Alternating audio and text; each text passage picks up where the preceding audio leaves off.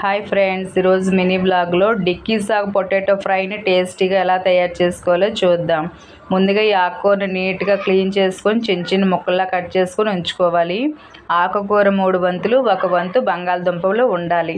తర్వాత stove on చేసి బాండీలో ఆయిల్ వేసుకొని పోపు దినుసులు వేసుకున్న ఫ్రై అయిన తర్వాత ఎల్లుల్లి రెబ్బలు, ఎండుమిర్చి, పచ్చిమిర్చి, కొంచెం ఆనియన్స్ ముక్కలు వేసుకొని లైట్ గోల్డ్ కలర్ వచ్చిన తర్వాత కరివేపాకు, చిటికెడు పసుపు, టమాటో ముక్కలు వేసుకొని సాల్ట్ వేసుకొని మగ్గించుకోవాలి. తర్వాత మనం కట్ చేసుకున్న పొటాటో ముక్కలు, ఆకుకూరని వేసుకొని సిమ్లోని మాత్రమే 5 నుంచి 10 నిమిషాల పాటు మగ్గించుకోవాలి.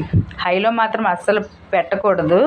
ఇలా పెట్టుకున్న తర్వాత ఇలా బాగా దగ్గరికి మగ్గిన తర్వాత సాల్ట్ చెక్ చేసుకొని సర్వ్ చేసుకుంటే రోటీ, చపాతీ, ఫుల్కా రైస్లోకి ఈ డిక్కీ సాగు ఆలు ఫ్రై చాలా టేస్టీగా ఉంటుంది. తప్పకుండా ట్రై చేయండి. వీడియో నచ్చితే లైక్ చేయండి. Thank you for watching.